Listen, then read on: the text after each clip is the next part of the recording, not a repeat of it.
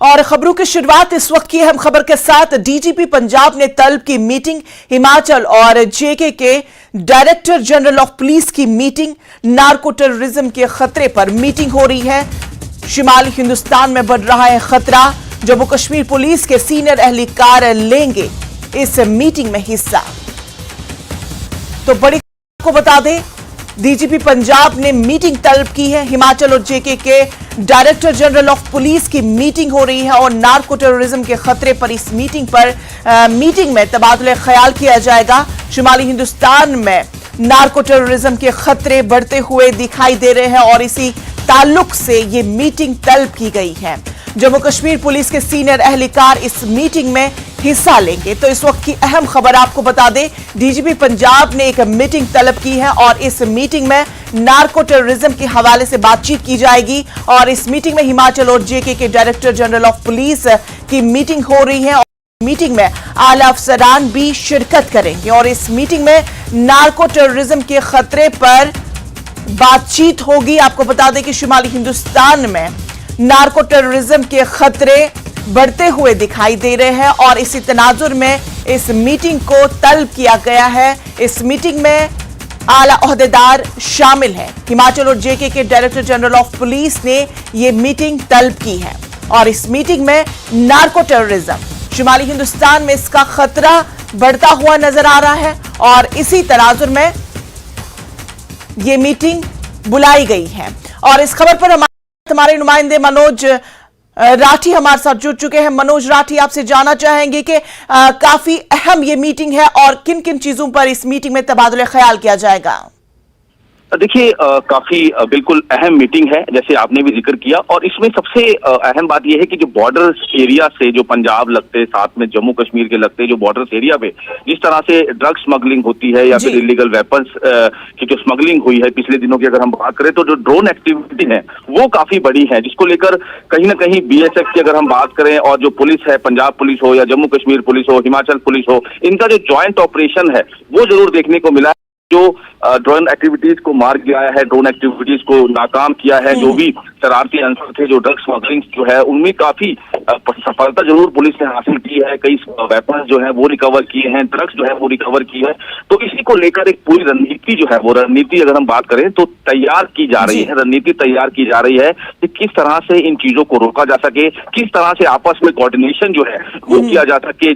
तो चाहे वो पंजाब पुलिस हो, चाहे वो हिमाचल पुलिस हो, जम्मू कश्मीर पुलिस हो, हरियाणा पुलिस हो, किस तरह से कोऑर्डिनेशन बना के इन सारे जो शरारती अंसर हैं, जो इलीगल वेपन में जो स्मगलर्स हैं बड़े बड़े, उनको किस तरह से उनको नकेल कसी जाए को लेकर ये जो मीटिंग की कॉल की गई है।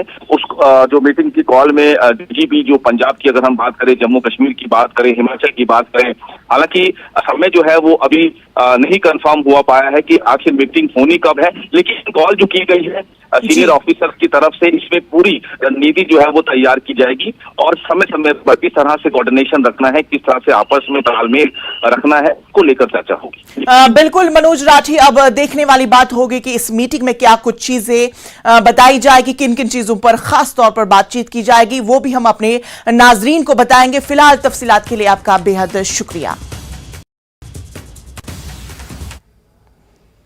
नौहटा में एनआईए ने मुश्ताक लटरम के घर को अटैच कर दिया है। मुश्ताक लटरम अल उमर मुजाहिदीन दहशतगर्द ग्रुप का सरबराह था। मुश्ताक लटरम को मसूद अजहर और उमर शेख के साथ रिहा करना पड़ा था।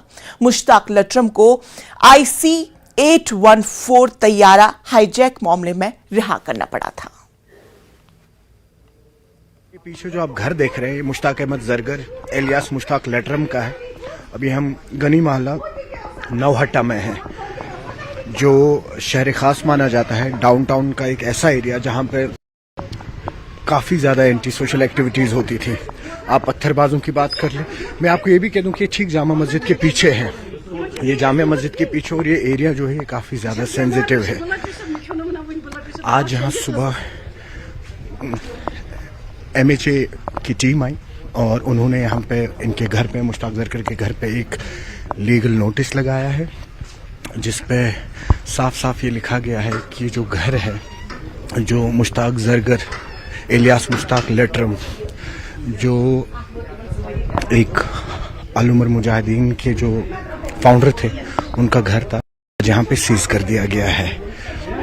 आप देखें तो ये जो एक्टिविटीज़ हैं MHA NIA की और JK पुलिस और आर्मी की एक कलेक्टिव एफर्ट्स है, और आप देख रहे होंगे कि काफ़ी सारी जगहें जो हैं वो अभी रेड हो चुकी हैं, सील हो चुकी हैं। हाल ही में एक सर्कुलर भी पास हुआ था SIU का भी, जहां पे ये मेंशन किया गया था कि अगर किसी भी जगह पे यहाँ पे किसी भी टेररिस्ट को जगह दी जाएगी, पनाह दी जाएगी, या उनकी कोई भी प्रॉपर्टी है, उस पे कड़े से कड़े स्टेप्स लिए जाएंगे। जहांगीर अजीज के साथ मैं सरोज कफील। इस खबर पर ज्यादा जानकारी के साथ हमारे नुमाइंदे परवेज हमारे साथ जुड़ चुके हैं। परवेज, मुश्ताक लटरम के घर को अटैच कर दिया गया है, अभी का ताजा अपडेट आपसे चाहेंगे।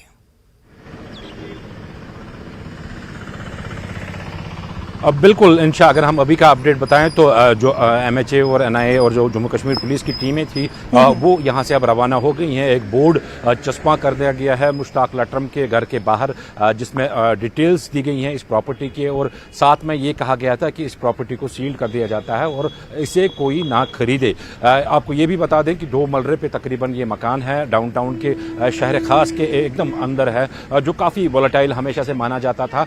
जामिया मस्जिद जो है, जामिया मस्जिद हट के ही यहाँ पे ये एरिया माना जाता है, जिसमें मुश्ताक लटरम जो हैं वो बचपन से ही पले बड़े हैं इसी एरिया में, और साथ में ही सक्रिय वो हमेशा यहीं पे रहे थे। जब 90s में 89 में जब मिलिटेंसी स्टार्ट हुई, तो आपको ये भी बता दें कि जो बेस कमांडर्स थे मिलिटेंसी के, जो फाउंडर मेंबर्स थे मिलिटेंसी के यहाँ, उनमें से मुश्ताक लटरम जो हैं वो भी एक वांटेड मिलिटेंट हमेशा से ये रहे थे। यहाँ पे CRPF और BSF के ज्वाइंट ऑपरेशन में एक बार उनको गिरफ्तार कर लिया गया था। उसके बाद जब 1999 में प्लेन हाईजैक हुआ, तो उसके बाद कांधार प्लेन हाईजैक में उनको यहाँ पे छोड़ना पड़ा, जिसके बाद वो एक्टिव रहे POK में, और पाकिस्तान के कई बाकी शहरों में भी उनको देखा गया। तो आज की कार्रवाई के हवाले से अगर हम बात करें, तो आज यहाँ उनकी रिहाइशगाह पे जो टीमें आई थी, उन्होंने उस प्रॉपर्टी को सील कर दिया है, और साफ उसमें नोटिस लिखी गई है कि जो रिहाइश में वहाँ पे इस टाइम रह रहे हैं वो वहाँ रह सकते हैं, लेकिन उस प्रॉपर्टी को बेचा नहीं जा सकता है। जी इंशा।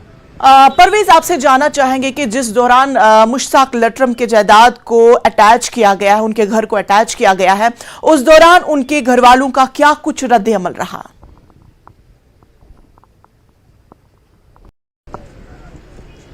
बिल्कुल, इनिशियली जब टीमें आई तो उन्होंने बाहर से ही जो है बोर्ड्स लगाना शुरू कर दिए। तो बोर्ड्स लगाने तक तो जो फैमिली मेंबर्स हैं उनके वो बाहर नहीं आए थे, लेकिन जो ही टीमें बाहर वहाँ से हटी, तो जो वहाँ पे जो उनके पड़ोसी हैं या फिर जो उनके फैमिली मेंबर्स हैं, उन्होंने थोड़ी बहुत रेजिस्टेंस वहाँ पे दिखाई। उनका मानना था, उनका कहना था कि ये मुश्ताक जरगर उर्फ मुश्ताक लटरम की प्रॉपर्टी नहीं है, बल्कि उनकी एंसेस्ट्रल प्रॉपर्टी है, जो कि मुश्ताक लटरम के नाम पे नहीं है। ये उनका इल्जाम है। लेकिन दूसरी ओर अगर हम पड़ोसियों की बात करें, तो पड़ोसियों का भी था कि यहाँ पे उनके भाई और दूसरे छोटे भाई हैं, वो रह रहे हैं, और काफ़ी पसमानदा हालत में है वो, उनकी हालत ज़ार जो है वो सही नहीं है, ये उनके पड़ोसियों का कहना है। लेकिन जो सोर्सेज है हमारे, चाहे NIA की बात करें या MHA में बात करें, तो उनका साफ कहना था कि मुश्ताक अहमद जरगर की ही ये प्रॉपर्टी है, और इस प्रॉपर्टी को सील करना एक अब तक की जो कार्रवाइयाँ हुई हैं, चाहे वो SIU की तरफ से कार्रवाई हो, NIA की तरफ से कार्रवाई हो, या बाकी जितनी भी एजेंसीज हैं जो लगातार यहाँ पे मिलिटेंट्स या मिलिटेंट्स के हामी जो हैं उनके खिलाफ कार्रवाइयाँ करते आ रहे हैं, अब तक की सबसे बड़ी कार्रवाई इसको माना जा रहा है, क्योंकि ये इसके काफ़ी सारे सबसे बड़ा जो रीजन है, एक तो जो कमांडर हैं ये फाउंडर मेंबर रहे हैं यहाँ पे मिलिटेंसी के, काफ़ी मतलूब है यहाँ पे मसूद अजहर और हाफिज सईद की कैटेगरी के मिलिटेंट्स में मुश्ताक लटरम को शामिल किया जाता है। दूसरा जो ये इलाका है जामिया मस्जिद का, जो गनी महला है, ये काफ़ी हसास इलाका माना जाता है। 90s में अगर हम बात करें, यहाँ पे 90s में आलमर मुजाहिदीन हो, JKLF हो या मुस्लिम जानबाज फोर्स हो, इनके हेडक्वार्टर्स इस एरिया में हुआ करते थे, और यहाँ पे दिन दहाड़े जो मिलिटेंट्स हैं वो घुमा करते थे। हालांकि अब हालात काफ़ी बेहतर हो गए हैं, अब उस किस्म के मनाजिर यहाँ डाउनटाउन में देखने को नहीं मिलते हैं, लेकिन 90s में ये गढ़ माना जाता है। तो ऐसे में जो एमएचए की टीम है उनकी ऐसे इस एरिया में कार्रवाई करना ये एक बहुत बड़ी बात अपने आप में ही है कि जो मिलिटेंसी मुखालिफ जो ऑपरेशंस यहाँ पे चल रहे हैं उसके चलते। जी इंशाअल्लाह। परवेज, जिस तरह से हमने देखा कि अभी तक जो भी दहशतगर्द मुखालिफ कार्रवाइयां की गई हैं, अभी तक इस कार्रवाई को बड़ी कार्रवाई माना जाएगा, क्योंकि अगर दूसरी बात करें नौहट्टा एक सेंसिटिव एरिया है, हसास इलाका है। इस दौरान जब ये कार्रवाई हुई तो इलाके का क्या कुछ माहौल रहा?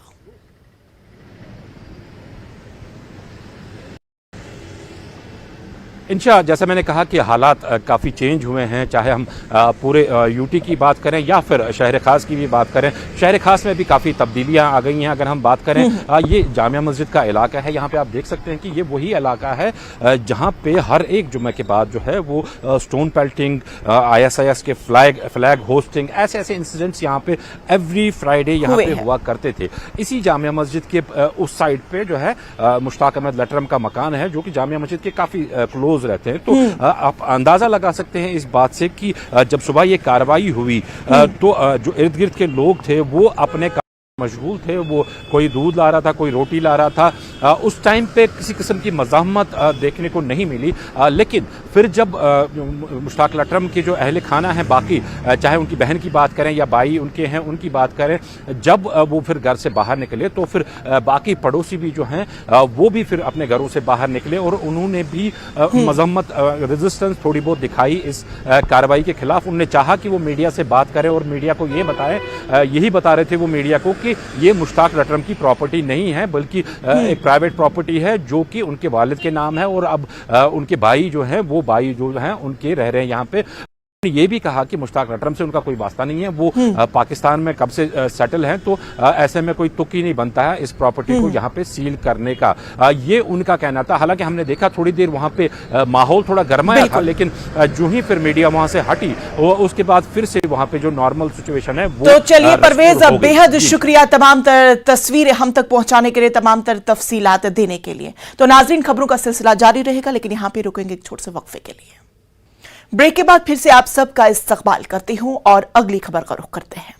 हिंदुस्तान की सदारत में G20 ममालिक के वज़ीर खारजा की मीटिंग आज नई दिल्ली में शुरू हो रही है। G20 ममालिक के वज़ीर खारजा के साथ साथ दीगर वफूद दिल्ली पहुंच चुके हैं। इजलास के 2 सेशन होंगे। मीटिंग में उभरते हुए आलमी चैलेंज और बैनुल-अक़वामी उमूर पर नुक्ते नजर साझा किया जाएगा। इस मीटिंग में इक्तिसादियात, खुराक और तवानाई की यकीनी फराहमी, तरक्याती ताउन समेत नए और उभरते हुए खतरात समेत मुख्तलिफ पर तबादुल ख्याल किया जाएगा। आगे जाके तुम पूरी वाइट आ जाएगी। आ गई है। जाओ जाओ देखो पहले मैम को दे दो, जल्दी लो जल्दी।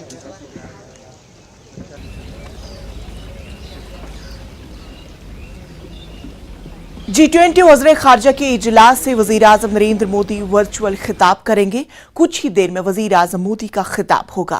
तुर्की और शाम में ज़लज़ले के मुतासरीन को खराज अक़ीदत पेश किया जाएगा। G20 ममालिक के वज़ीर खारजा 2 मिनट की खामोशी इख्तियार करेंगे।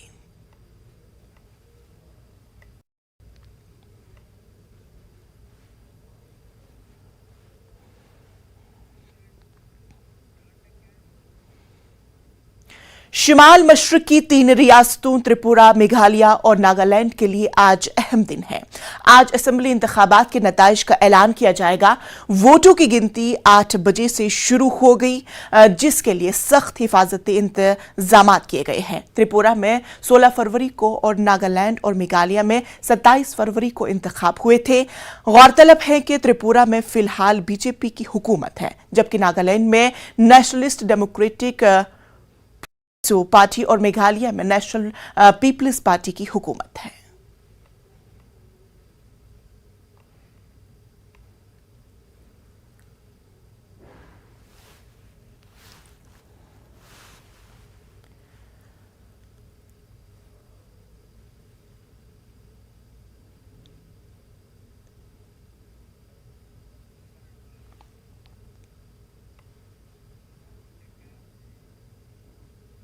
खवातीन को बाइख्तियार बनाने के लिए जहां मरकजी मावनत वाली स्कीमें चला रही है, वहीं इसी सिलसिले में मिशन यूथ प्रोग्राम के तहत EDI में एक तरबियती प्रोग्राम मुनक्किद हुआ। इसकी सदारत डायरेक्टर EDI एजाज अहमद भट्ट ने की। प्रोग्राम में जिला पुलवामा के मुख्तलिफ इलाकों से ताल्लुक रखने वाली लड़कियों को तरबियत फराहम की गई ताकि खवातीन अपना रोजगार खुद कमा सके और दूसरों के लिए भी रोजगार के वसाइल पैदा कर सके।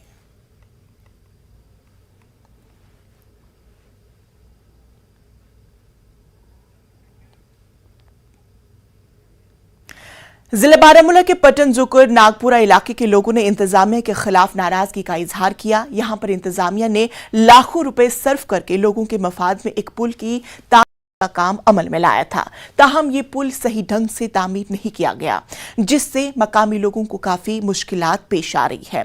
उन्होंने बताया कि तामीर शुदा पुल के अलावा यहां पर ड्रेनेज सिस्टम नाकारा होने से सारा पानी कब्रिस्तान में जमा हो रहा है। मकामी लोगों ने इंतजामिया के खिलाफ एहतजाज भी किया। उन्होंने इन मसाइल को फौरी तौर पर हल करने की अपील की।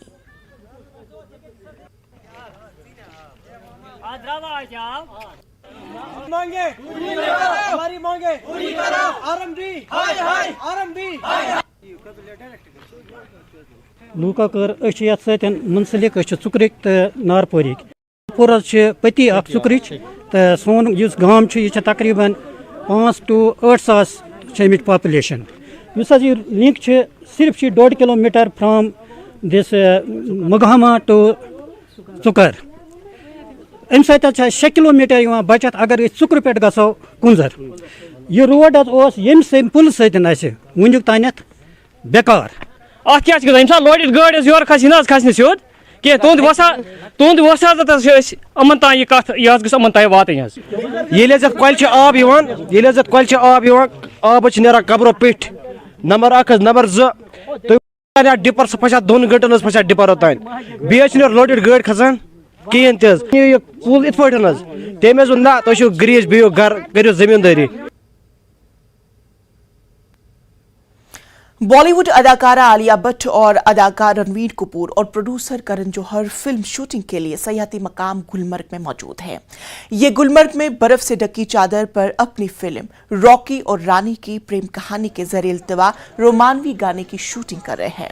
बताया जा रहा है कि आलिया 10 दिन के शेड्यूल में अपने बच्चे राहा के साथ होगी। मुंबई से बाहर ये छोटी राहा का पहला सफर होगा। ये भी रहा है कि रॉकी और रानी की प्रेम कहानी इस साल की सबसे ज्यादा मुतवक्का फिल्मों में से एक है। इसमें धर्मेंद्र, शबाना आजमी और जया बच्चन भी अहम किरदारों में हैं। मैं हूं मुनीर हुसैन हुर्रा। इस वक्त में मौजूद हूं सयाहती मकाम गुलमर्ग में। जैसा कि गुलमर्ग में अभी हल्की सी बर्फबारी हो रही है और साथ साथ इसी हल्की बर्फबारी में यहाँ पे फिल्म शूटिंग भी हो रही है। और जैसे आलिया भट्ट यहाँ पे पहुँच चुकी है और मुख्तलिफ जो अदाकार है, आर्टिस्ट है और एक्टर है बॉलीवुड के, वो यहाँ पे शूटिंग कर रहे हैं। इस सिलसिले में यहाँ पे जो टूरिस्ट हैं उनको भी अच्छा लग रहा है कि उस वादी में ये आए हैं जहाँ पे मुख्तलिफ फिल्मों की शूटिंग हुई है, आज भी हो रही है। और कैसा लग रहा है आज आलिया भट्ट यहाँ पे शूटिंग कर रही हैं और उस वादी में, क्योंकि आप जब फिल्में देखते हैं तो इन्हीं गुलमर्ग की जो ये पहाड़ियाँ हैं, इन्हीं चोटियों पर उस शूटिंग हुई है। कैसा फील कर रहे हैं आप इस गुलमर्ग में? बहुत अमेजिंग है, बहुत अमेजिंग है। हमने फर्स्ट टाइम आई थिंक इतनी बर्फ देखी है साथ में और स्नोफॉल हो रही है। बहुत अमेजिंग एक्सपीरियंस है। फिल्म शूटिंग के हवाले से क्या कहना चाहेंगे, क्योंकि आज भी यहाँ पे फिल्म शूटिंग हो रही है उस साइड में, तो आपको अच्छा लग रहा है क्योंकि आपकी यादें रहेंगी, क्योंकि जब आप सुनेंगे आलिया भट्ट की जो फिल्म देखेंगे कि हम भी उस वक्त गुलमर्ग, हम उसी समय शायद यहाँ पे थे, वो लोग वहाँ पर्दे पे दिखेंगे, हम यहाँ बिहाइंड द पर्दा भी इसे फील कर पा रहे हैं। अच्छा है जी। अपने दोस्तों को बताएंगे कि उस टाइम हम वहाँ पर ही थे। अच्छा, जिस टाइम शूटिंग हो रही थी। Excitement top of the world. और मैं गाना गाऊंगी कि आज मैं ऊपर आसमान नीचे, मजा आ गया बस। बर्फ ही बर्फ है, चारों तरफ बर्फ है। अमेजिंग अमेजिंग व्यू है। बहुत अच्छा लग रहा है और मन कर रहा है कि हम भी मिल लें उनसे, वो भी मिले हमसे। और जैसे फिल्मों में देखते एकदम वैसे ही, मतलब उससे ज़्यादा ही सुंदर है जगह, तो बहुत अच्छा लग रहा है। ये सब व्यू देख के बहुत अमेजिंग लगा। पहले हम लोग जो चीज़ें पर्दे पर देखते थे, अभी लाइव देखने में बहुत ज़्यादा अच्छा लगा। जैसे कि आलिया भट्ट और रणवीर कपूर को हम लोगों ने शूटिंग करते वक्त देखा तो हम बहुत अच्छा फील कर बहुत ज़्यादा अमेजिंग है। और ये गुलमर्ग तो जैसे कहते हैं ना, कश्मीर को भारत की जन्नत हम कहते हैं, उसका गुलमर्ग एक सबसे सुंदर पार्ट है। और यहाँ पे जो स्नोफॉल हो रहा है, जैसे अभी हो रहा था, वो बहुत ज़्यादा अच्छा लगा। हम बनारस से हैं, ये व्यू हमको बहुत पसंद आया। बहुत अच्छी फिल्म शूटिंग हो रही है आलिया भट्ट एंड रणबीर कपूर की, और ये फिल्म शूटिंग देखने का नज़ारा अच्छा लगा, और मैं आने वाले समय पे स्क्रीन पे देखूंगा तो बहुत अच्छा लगेगा। और दूसरी बात है कि यहाँ का नेचर बहुत अच्छा है, जैसे कि जन्नत, कश्मीर को जन्नत कहा जाता है। सैयाह है, इनके व्यूज़ जो है यहाँ फिल्म शूटिंग के हवाले से, और अब आने वाले वक्त में जब ये फिल्म देखेंगे तो उस वक्त जब टीवी पे देखेंगे उनकी यादें ताज़ा होंगे, और अपने दोस्तों से ये शेयर करेंगे कि उस समय में वो गुलमर्ग में मौजूद थे और उस वक्त उन्होंने ये फिल्म शूटिंग होते हुए देखा है। न्यूज़ जम्मू कश्मीर के लिए मैं गुलमर्ग से मुनीर हुसैन, हुर्रा। जिला बारामूला के पटन जुकरा नागपुरा इलाके के लोगों ने इंतजामिया के खिलाफ नाराजगी का इजहार करते हुए कहा कि अगरचे यहां पर इंतजामिया ने लाखों रुपए सर्व करके लोगों के मफाद में एक पुल की तामीर का काम अमल में लाया था, ताहम ये पुल सही ढंग से तामीर नहीं किया गया।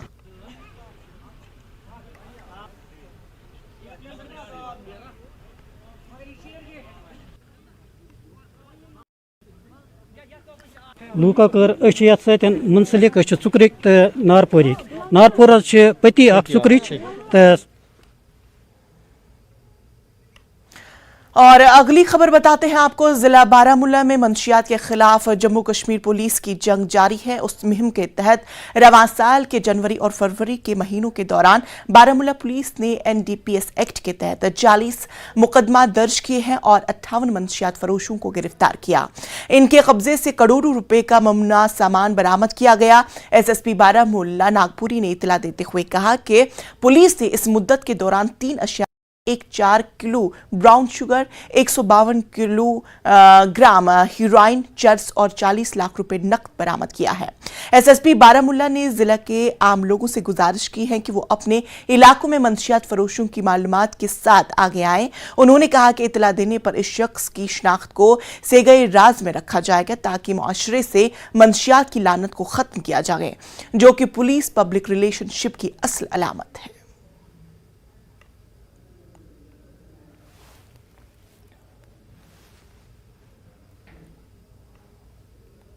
कैंपेन शुरू किया हुआ है ड्रग्स के खिलाफ, और उस कैंपेन के तहत जनवरी और फरवरी के महीनों में कुल मिलाकर हमने 40 NDPS एक्ट के तहत केसेस रजिस्टर किए हैं, और तकरीबन इन केसेस में 58 ड्रग पेडलर्स को अरेस्ट किया गया है।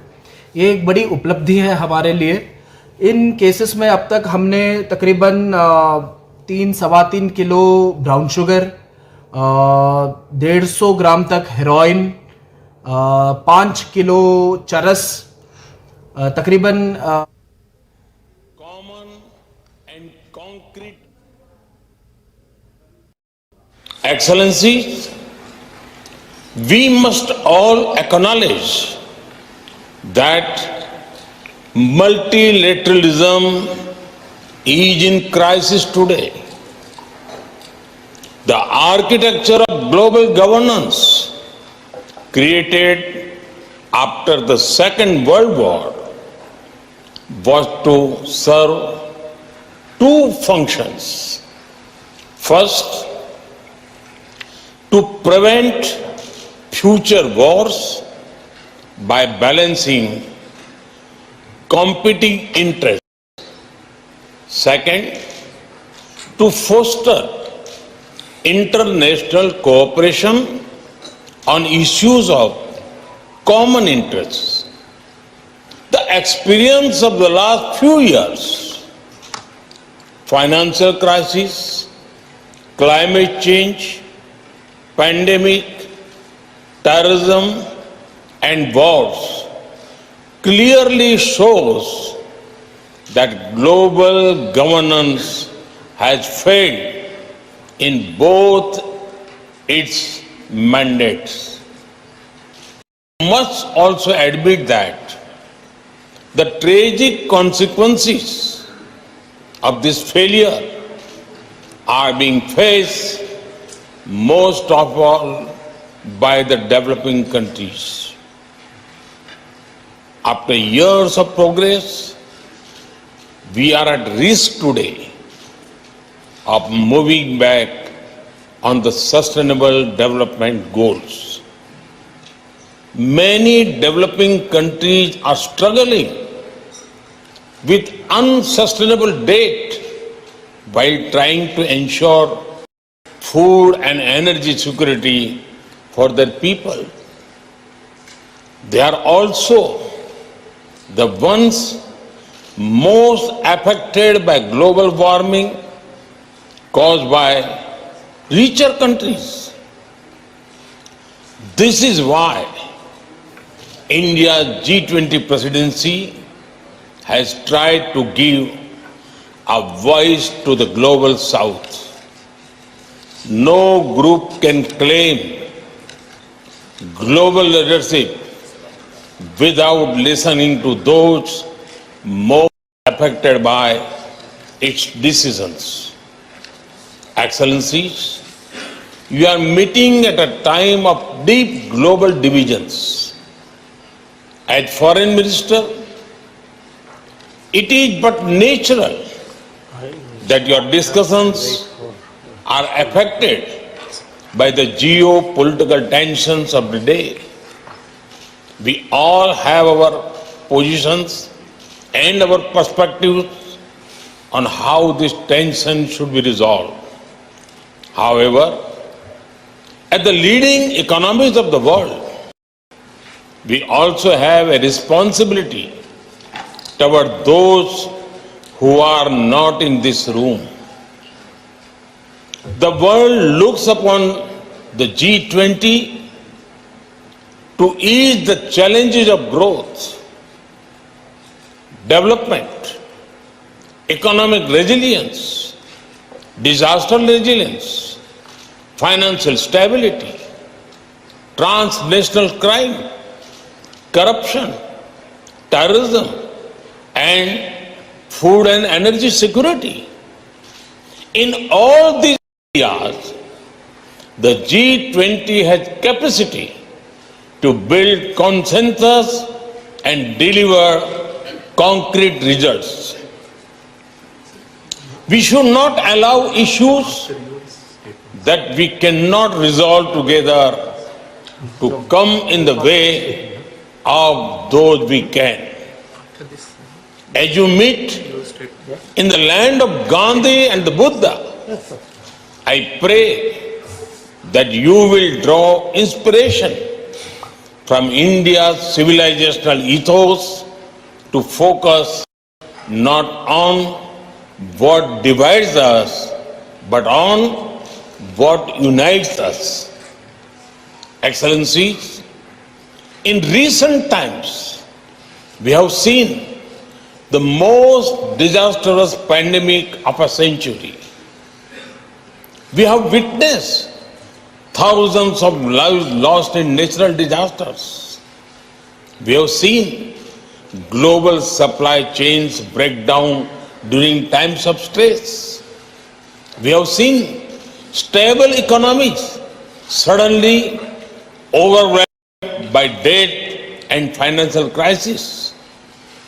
These experiences clearly show the need for resilience in our societies, in our economies, in our healthcare systems, and in our infrastructure.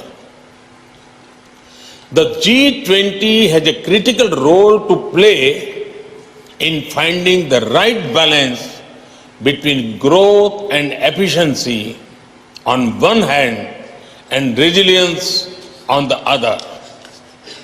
We can reach this balance more easily by working together. That is why your meeting is important. I have full trust in your collective wisdom and ability. I am sure that today's meeting will be ambitious, inclusive, action-oriented, and will rise above differences. I thank you and wish you all the best for a productive meeting.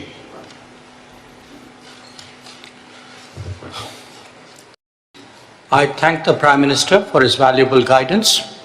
I now begin the first session of the G20 Foreign Ministers meeting. As I do so, Excellencies, let us remind ourselves that this grouping bears an exceptional responsibility. We first came together in the midst of a global crisis and are today, once again, actually confronting multiple ones. These include the impact of the COVID pandemic, concerns of fragile supply chains, the knock-on effects of ongoing conflicts, anxiety of debt crisis,